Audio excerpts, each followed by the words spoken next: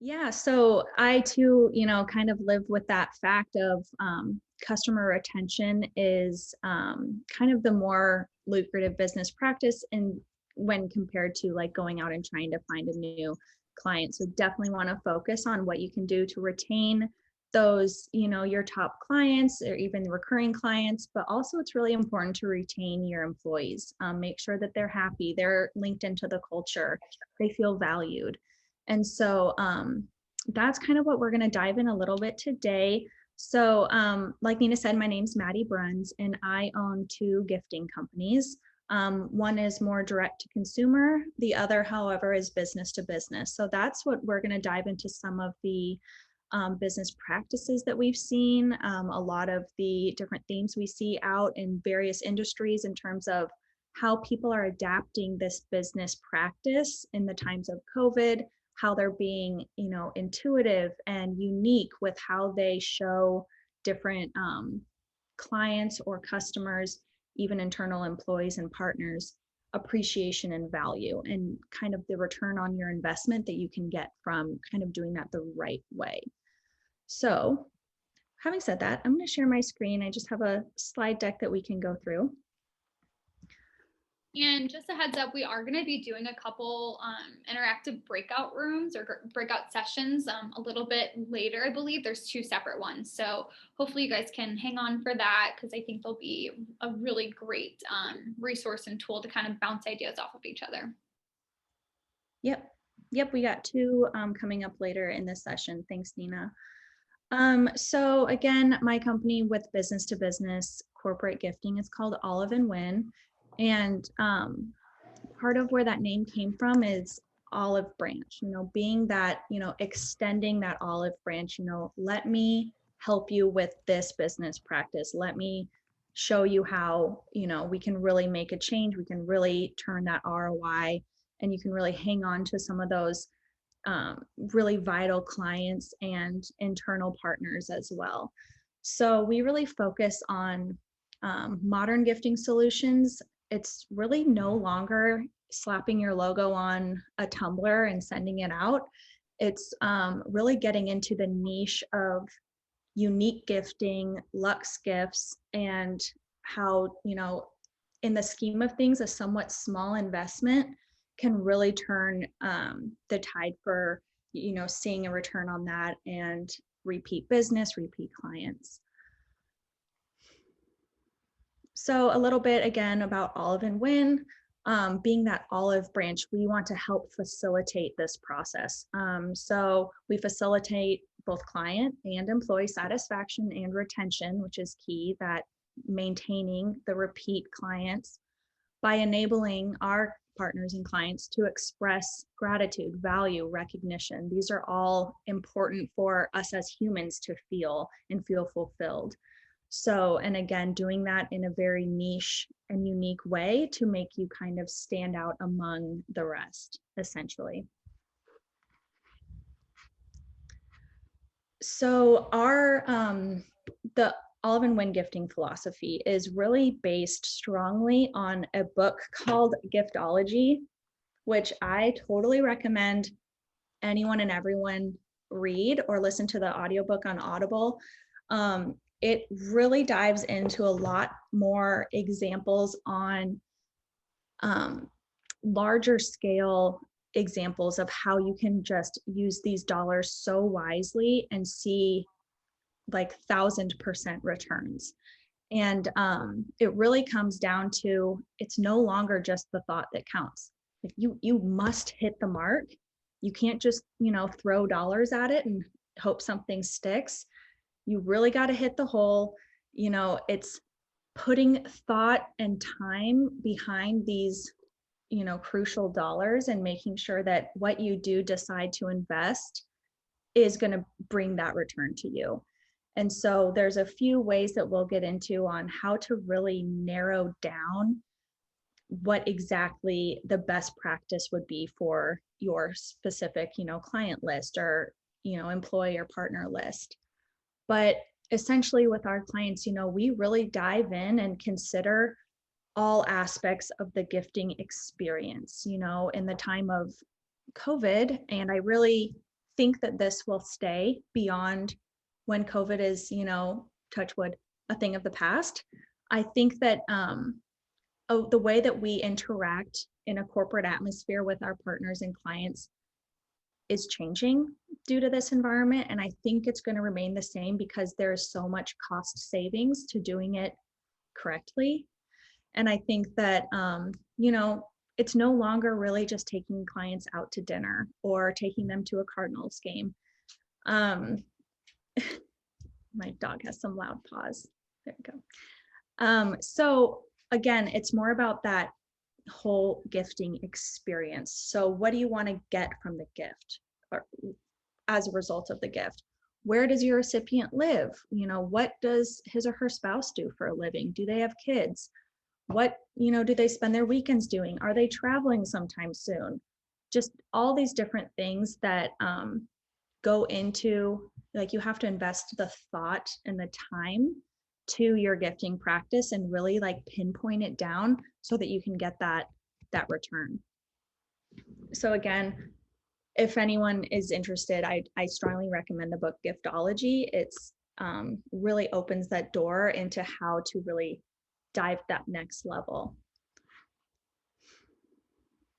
So again, kind of in terms of, why investing in this is, I'm going to go on a limb and say that you will not find a business practice with a stronger return on your investment. And again, it can't be just throwing money out.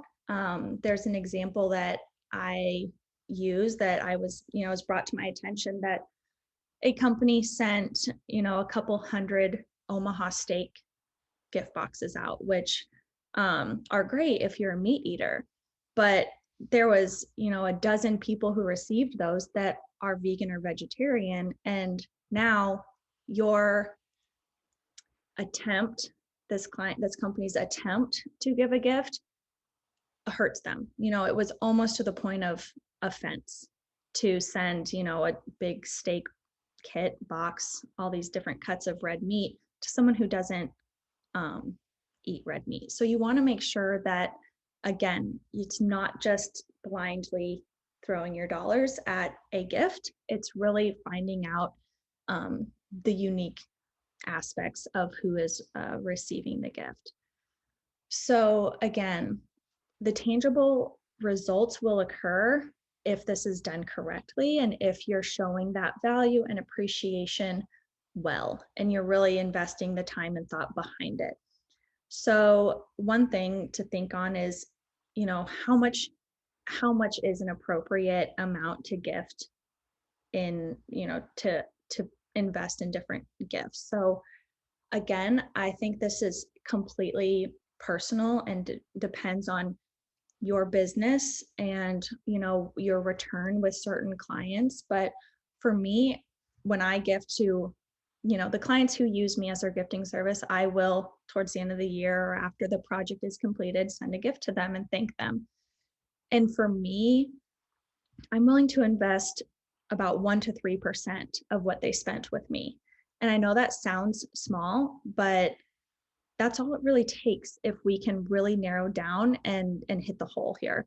So for instance, before I came to run this business on my own, I worked at a local technology company called Worldwide Technology. They're a multi-billion-dollar tech company, and we would take, clients would come to town and we'd take them out to dinner. We'd go, down to the hill or steakhouses, and sometimes the bill would be like $1,500, and the evening was fine. It was great. You get a, hey, thanks at the end of the meal, but that's it. It's not sticky. It's not anything that really stands out. It's almost just like expected when someone's in town, treat them to dinner. However, what I've found is, for just an example, there's these kitchen knives. They're called Shinto knives, and they're $270 just for a chef's knife, but it cuts no matter what's in front of it like butter. And every single time it is a perfect, easy, perfect cut. So when you hear back every single time, that person is like, man, I was using that Shinto knife. That's just an incredible tool. I want to look into getting more. And every time you use that knife, it's that stickiness of like, this is a great gift. This is something that, my financial advisor sent us when the pandemic started, because we were cooking more at home and wanted you to, feel fulfilled with your new cooking ventures, with a cookbook or something. And it's that next level that you constantly are tying that practice back to the person who gave you that knife in this example. So there's a difference between, the dollars don't have to be a huge amount to try and hang on to your clients and get them to return. It could just be $200, which in the scheme of things with how much they're spending, maybe that is 1%, maybe it's 10%. But if that lets that client come back to you and use your services or refer you to someone else, I mean, you've already made your money back. So for me, that's why I kind of go on this limb and say, I don't believe there's a stronger business practice out there in terms of getting a return on your dollars that you would invest. But again, it goes back to doing it well and really thinking the thought that goes behind the actual practice. So in terms of gifting, we kind of separated out, of course, everybody is different, but in terms of different audiences, we have our external customers and our internal customers. And that's kind of how we'll frame our exercises and our conversations today. I do want to just pause. Does anyone have any questions or want me to kind of dive into anything before we kind of get into what we're going to, discuss more in our breakouts or anything like that? Yeah, Michelle said, Michelle Eisenhart, she's with Fly Pages. It wasn't so much a question, but more just kind of agreeing with you. She said, I can attest to the knife gift we received Cutco and I love it. Thankful for the gift all the time. So I'm sure now she kind of can go on and remembering who gave that to her and right recognition there. And especially at that point. Oh, sorry. Were you going to say something? I just wanted to say, I got the gift as the byproduct of being the spouse. And then, so there's that, but nevertheless, like that gift apparently was so well received and they kept doing Cutco and they engraved their names on it. And now I have like multiple pairs of it. So I think of it all the time. I'm so happy. I mean, maybe not the best gift to give a man, to your point earlier. I mean, maybe some of the men are the chefs in the house, but Lord knows I loved it. Right. And it is that second level of, okay, as a spouse, maybe there's different sacrifices or late nights that your partner's out late or working on the weekends or anything. And so it's kind of that next level of gifting for the family and what the household will enjoy. And I think anything in the kitchen was huge this year because people were dining in more. They were cooking family meals. And so we saw a lot of success with things like that, with cookware, really top of the line knives that every time you use it, you think of who gave it to you, as well as cookbooks or simple tools to use in the kitchen just to like try new things like an ice cream maker, to a family with kids. That's always a fun activity on, a Sunday, make your gallon of ice cream. And so again, gifting for the family is always something to consider because of course your customer, the individual, the male, say appreciates that just as much as if it was just given to him, because it's time and it's quality memories together. That's a great point. Yes. Question. Yeah. So I'm also a huge fan of John Rulin. I'm at a financial services firm where we work with all of our financial advisors to think differently about the gifting for their clients. And this is one of the principles that we use as his book and talk about it all the time. I think one of the great points that he makes in the book is around not giving clients gifts at expected times, around, everybody's getting a gift, for example, maybe from their advisor, hopefully, or their business partner around Christmas, or maybe their birthday. So I don't know if you have any insight on that around timing of when that would be good. And then also wanted to share one of the, we've used knives and cutting boards personalized in the past, but one thing that has gone over really successfully lately around Christmas is live wreaths. So sending live wreaths, when they open them, they're fairly cost effective, but it's a nice gesture and it smells nice in the house, and our clients seem to really like that. So just passing that along as an idea too. Absolutely. And a live wreath versus a store-bought false wreath it's kind of one of those things where you don't realize how much you appreciate it until it's sitting in your living room or hanging on your door. Like, it really is a gorgeous statement. In terms, to your point about timing, we definitely find that the unexpected gift is far and beyond a better practice. We had a client who, it's called TransPerfect, and they own a lot of web-based translation services and legal, like, advocates who would go in and translate for business to business conversations. And they gifted about 1,000 gifts this summer, and it was their unexpected line. So we designed about 7 gift kits that their sales reps could kind of shop from and choose which one is most appropriate to send to their, targeted client in mind. And a lot of times it was, again, this was summer. It was, COVID is still definitely a thing. And it was more, again, unexpected, your summer getaway vacation got canceled. So now unexpectedly you're having a backyard camp out. So here's everything to have a backyard camp out. Same with, you can't go to your favorite bar anymore. So here's a barware kit and some syrups and a mixology book. Another one was, you're unexpectedly now a teacher because your kids are virtually learning. So it was some tools and fun crafts and games for kids. Examples. And that was kind of a test run for this company. And they had done, that was over the summer of 2020. And between summer and now, they did a few other gifting projects. And they said that far and beyond, they received feedback, they received letters, they received thanks, and returned business far and beyond with the unexpected kits, as opposed to a lot of people are doing things like virtual happy hours, which I think, it's not lost on me, the irony that we're on Zoom right now, but Zoom burnout is real. And it just kind of hits a plateau where that's just not exciting anymore. And, I think companies have the money to spend, $50 per head where they would have like an in-person happy hour, just to send out something like an unexpected gift. Or even, I have an example. I received a Polaroid camera, and it was at the end of 2020, beginning of 2021. And it just said like, here's to better memories in 2021.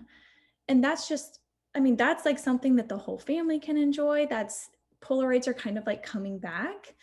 And it's more of that, just not your typical end of year chocolates and wine. It's just a really unique, kind of more sentimental gift.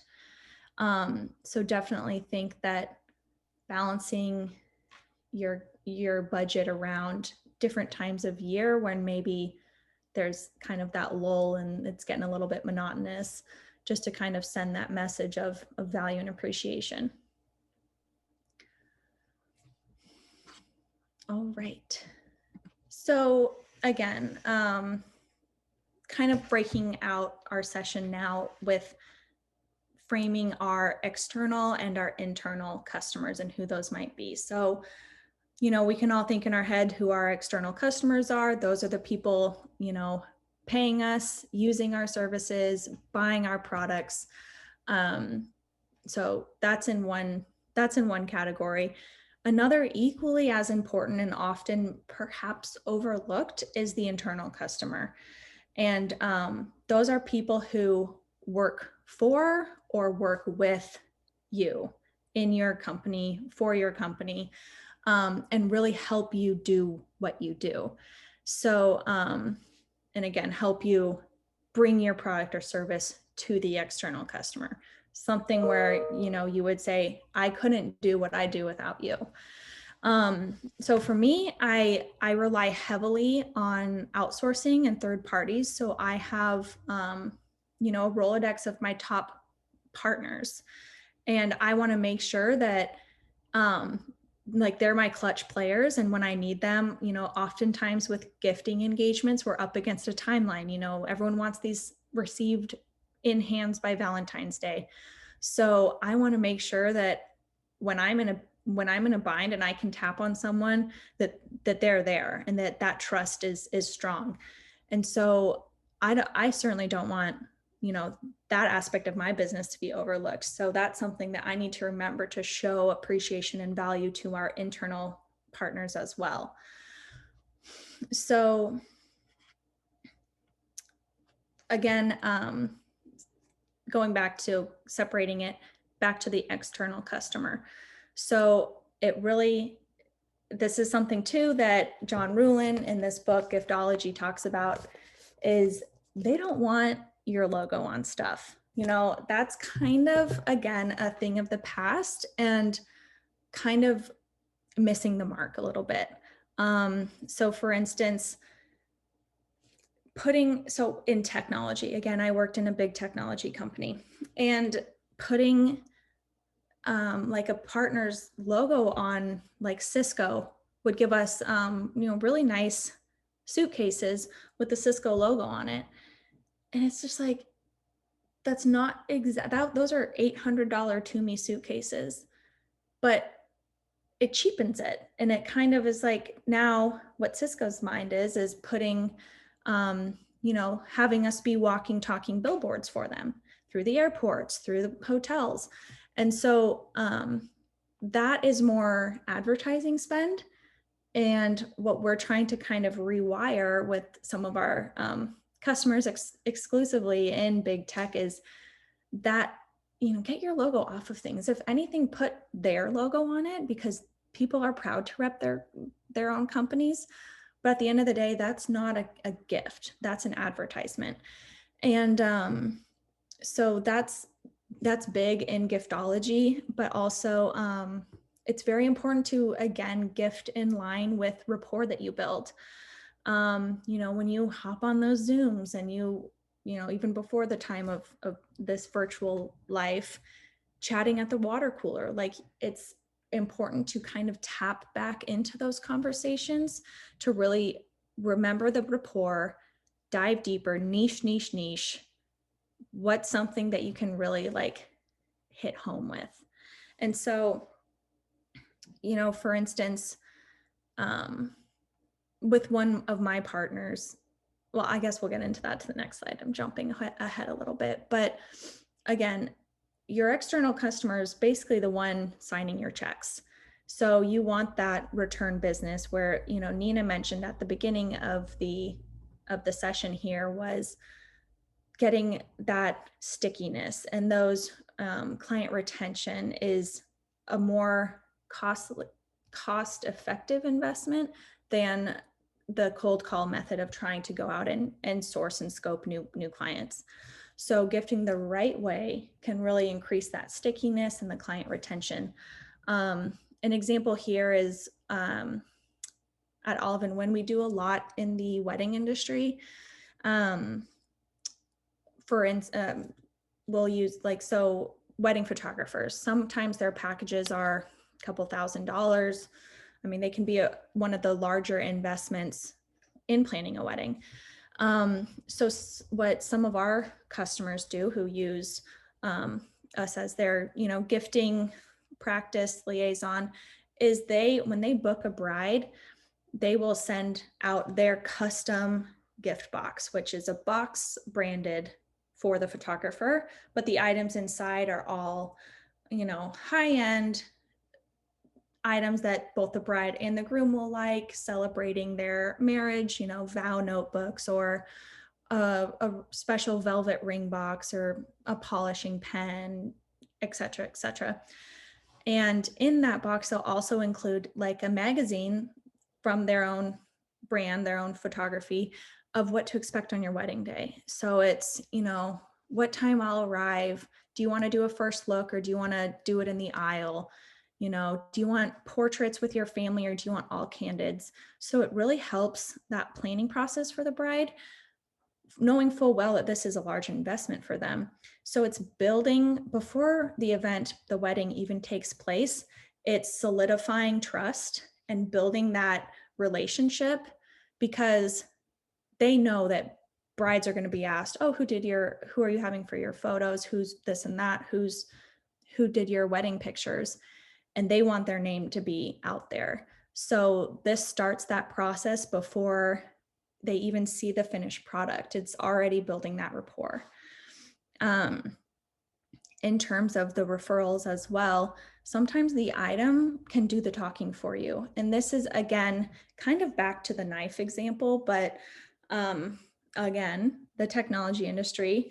I do a lot of gifting for Dell Technologies, and they did a Thanksgiving gift. So again, they wanted to beat the rush of holiday gifts. They wanted to be the first gift that their clients and customers received for the season.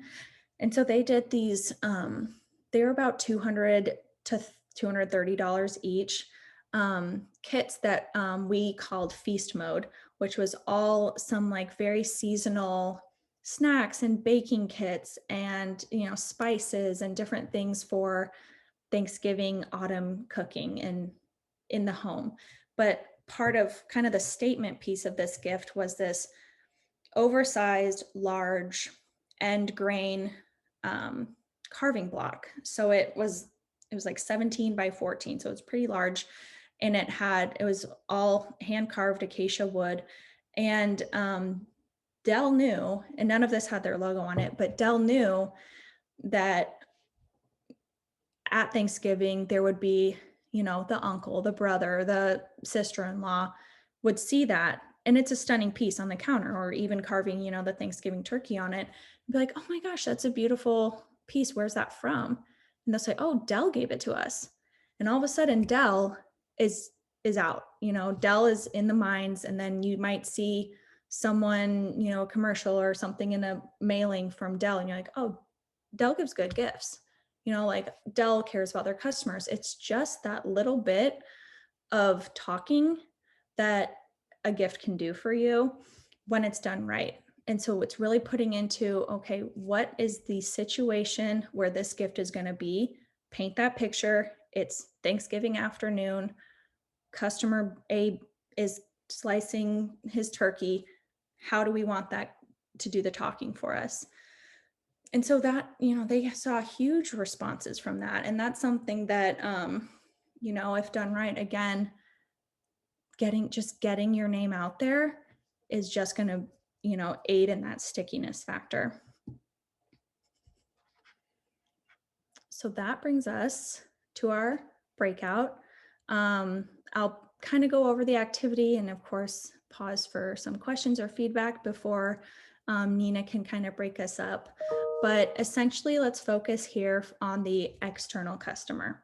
So in your mind, I would advise, take a couple minutes at the beginning of the session and of the breakout session and think on these topics so we can use the rest of the time to kind of ideate together and bounce some suggestions off of each other. Because identify your top 1 to 3 external customers. Again, this is personal. It changes, women to women or business to business, industry to industry. But how do you identify who your top customers are? Is it how long they've been, using your services? Is it the profit that you get from them? Or is it the revenue that they spend with you? For me, I base it on revenue. And that's what I kind of like tick my investment percentage based off of, is how much they're spending with me. But again, that's different for everybody. So kind of what is your guidelines to identifying these top few individuals? And then have you in the last 12 months done something to show this extra special, this over the, unique appreciation to them? Here's the key that you haven't done for the other names on your customer list, down the line. What have you done or have you done anything that's specifically unique in terms of a gifting experience for these individuals? And then moving forward, what can we do in the next 12 calendar months? What can we do to really think and channel our time investment into that water cooler talk, that, rapport we build on Zoom, niche, get down into it of thinking, are the kids home from school? Are they, itching to get out on the sports field? Did their holiday trip get canceled? Things like that. Dive in and kind of see how you can really tailor a gifting experience for them, and to see that, those carefully planned dollars and see that investment come back to you. So with that having said, I will pause again. If there's any questions on this external practice or any questions on this breakout activity. And then I also put 3 questions in our chat box if you need to like copy and paste it to like an email draft or a note section just to remember. Feel free to do that. But yeah, this will be fun, and I'm gonna get you guys started if there's no other questions. If there's just maybe one person to pick on, I'd love to hear what you guys kind of talked about and who your customer is. So if there's somebody who feels comfortable sharing, go ahead. I'll share. I just want to make one comment. I think your first question was the most important question around the who. That's what was my takeaway, because I think we sometimes miss the mark there, or sometimes it's hard to figure out who that should be as well. So that was a really impactful question for me. Great. And actually it differs this year versus what the who would have been last year. So I just thought that was really powerful. That's great feedback. And it is, because again, say you only have this bucket of dollars, you want to use them wisely, and you want to use them for those customers that you'll get the best return on. Not saying to, disregard the others on your customer list, but maybe those don't get this like kind of VIP treatment. So that's great feedback to identify the who. Well, I hope the discussions were good and we were able to kind of build off each other and brainstorm a little bit. And we're going to kind of transition now to the internal customer. Again, equally as important, just a little bit in a different frame. Again, because these are the people who allow us to do what we do. And without them, we wouldn't be able to provide what we do provide to our external customers. So, some things we want to really show in these gifts and our gifting practice, sometimes it's not a gift, sometimes it's an experience, or sometimes it's something not quite as tangible, but you want to show value and respect. So as humans, we have this innate desire to feel valued. That's something that motivates us, that inspires us, and kind of feeling like you're an asset is always, and that's just human nature. I find that to be true, but something that really just like pushes me through, if I'm having a down month or something, to feel like I'm providing value to someone or to an effort is huge. And with value comes trust. And that's something that's so important with internal customers, because we think of, okay, our internal employees, people who work for us, with us, above us, who help us. Also other people outside of our organization who help, fill in the gaps where we need to. That trust has got to go both ways. And, that's something too that it's built upon that sense of value, because with value comes trust, and that is the glue that really helps you continue to do what you do. And the gift, again, there's no definition of what you give an internal client and what you give an external client. Again, it's based on rapport, it's personalized. So that's different in every case. But the reason I'm highlighting our internal customers, we don't want to forget about these people because, say our key employee decides to go work somewhere else, like that can be a huge loss. Or our partner decides not to renew their contract with us. Like I know that would really hurt me. And so I want to make sure that my partners know I rely on you. You help me get this done. And so, again, the gift itself is different in every case, but it's more of identifying the who and thinking back. Again, I'll pull up here. The next breakout is going to be based on the internal customer. So again, to that question, who is this? How do you define your top internal customers? Is it, due to the title that they share or that they, have in your organization? Is it the amount of time you've worked together? For me, I rely so much on clutch players. I have my list of partners where if I'm in a pinch and I need something, overnighted to me so I can fulfill some gifts, I know who those people are and I could not do it without them. So for me, it's clutch players. And I let them know that, when they get my call and they put their feet on the ground and start running to fulfill my request, that's a lifesaver. Like that's huge for my business and for my reputation as a organization. Again, same two other questions is, have we gone back and really shown appreciation to them when they, show up when we need them? Or, is there someone on your team that's just been really showing up at work, virtually? Sometimes that's a challenge for people, but, is there someone that stands out and you want to, make that extra effort, that VIP treatment, to just be like, I value what you do for me, what you do for us. We couldn't do this without you. And then, again, lastly, ideate again on moving forward. What's the next 12 months going to look like?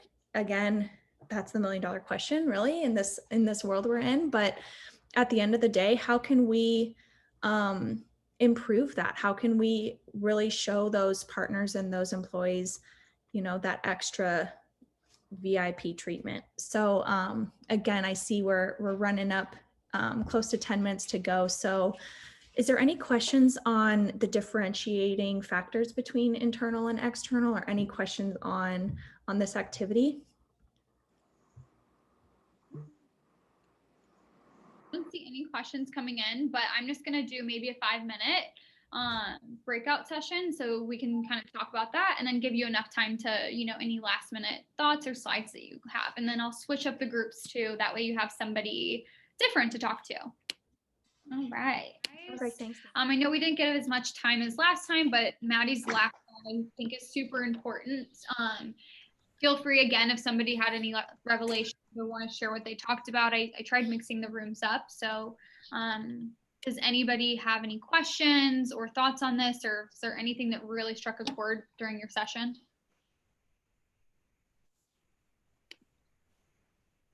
We agreed that gifting up is weird. In fact, a different term that I won't use right now was used.